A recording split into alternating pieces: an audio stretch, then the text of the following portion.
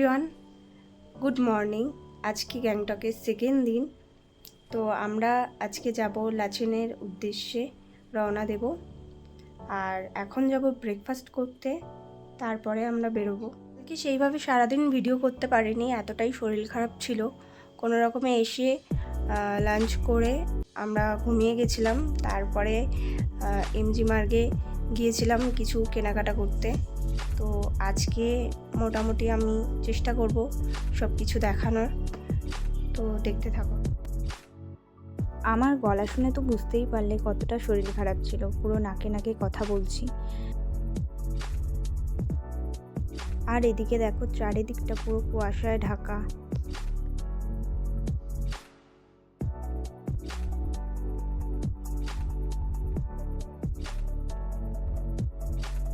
এদিকে আমরা রেডি হচ্ছি বেরোনোর জন্য। আর তারপরে আমরা ব্রেকফাস্ট করে নিয়েছিলাম। এদিকে লুচি দিয়েছিল, আলুর তরকারি, আর আমি একটু মুড়ি নিয়ে গিয়েছিলাম। তো মুড়িটা কাজে লেগে গেল, কারণ যা বমিটিং হচ্ছে, ভয়ও লাগছে কিছু খেতে উল্টোপাল্টা। তো তারপর আমরা এদিকে বেরিয়ে যাচ্ছিলাম। যেহেতু দুদিন আমাদের লাচুংয়ে থাকতে হবে, তো এই দুদিন পরার মতো জামা কাপড় আমরা নিয়ে নিয়েছিলাম, আর বাদবাকি লাগে যেখানেই রেখে গিয়েছিলাম। আমরা গ্যাংটক থেকে যাচ্ছি এবার লাচেন। ওখানে গিয়ে আমরা একটা নাইট স্টে করব, তারপর ওখান থেকে আবার লাচুং যাব, সেখানেও তাই একটা নাইট স্টে করব, তারপর আবার গ্যাংটক ফিরে আসব।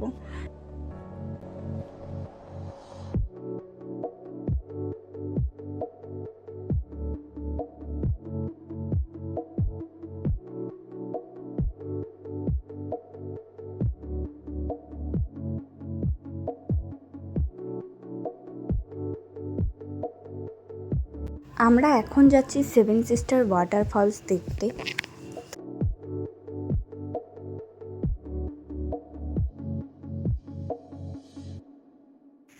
লাচুং যাওয়াটা আমাদের খুবই বাজে একটা এক্সপিরিয়েন্সের মধ্যে দিয়ে কেটেছে, তাই সবটা শেয়ার করতে পারিনি তোমাদের সাথে। যেটুকু পেরেছি আমি ভিডিও করার চেষ্টা করেছি।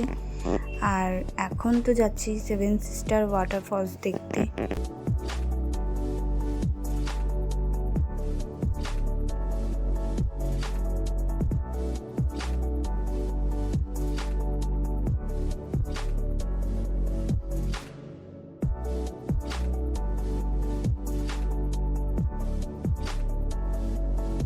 এদিকে আমরা চলে এসেছি সেভেন সিস্টার ওয়াটারফলসের এখানে, কিন্তু এখানে তো একটাই সিস্টার দেখতে পাচ্ছি, এখানে সেভেন সিস্টার কী করে বলেছে বুঝতে পারছি না। তো যাই হোক, এখানে কয়েকটা ফটো টটো তুলে নিলাম।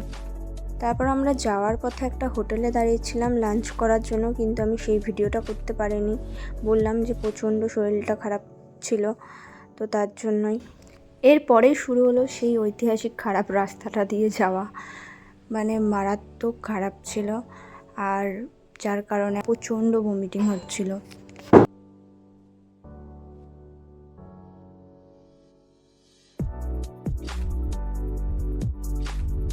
ভেবেছিলাম লাচেন যাওয়ার পথে জার্নিটা তোমাদের সাথে শেয়ার করব, কিন্তু একদম শরীরটা ভালো ছিল না, যার কারণে শেয়ার করতে পারলাম না। যেটুকু পেরেছি ভিডিও করেছি, তারপরে আর করা হয়নি। আমাদের হোটেলে পৌঁছাতে পৌঁছাতে প্রায় রাত্রির 9টা সাড়ে 9টা বেজে গেছিলো।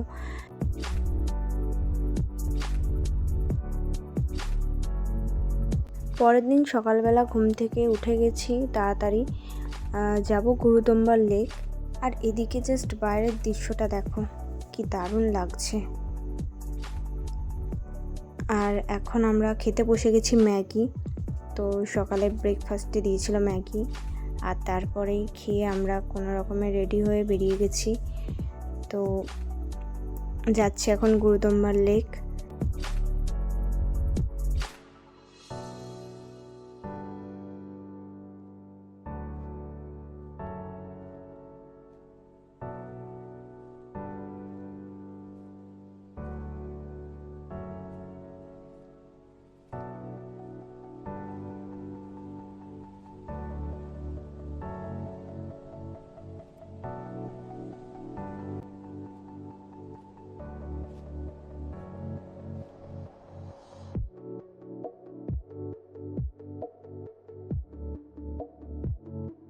ওয়েদারটা সেদিন খুবই ভালো ছিল, মানে এত সুন্দর ঝলমলে রোদ উঠেছে আর পাহাড়টা কি দারুণ লাগছে দেখতে, তাই না?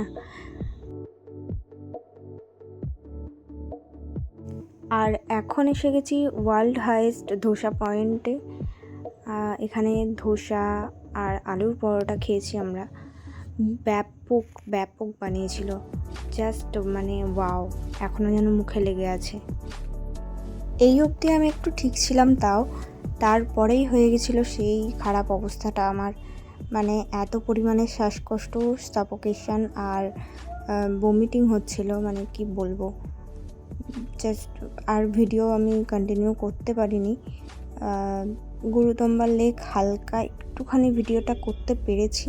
আমি সবাইকে একটা জিনিস সাজেস্ট করব, মানে আমার অভিজ্ঞতা থেকে, যে যারা গেছো তারা তো জানোই, আর যারা যাবে ভাবছো অবশ্যই অক্সিজেন নিয়ে যেও, কারণ মানে ওখানে সত্যি অক্সিজেন লেভেল অনেকটা কম আর শ্বাস নিতে প্রচণ্ড কষ্ট হচ্ছিল।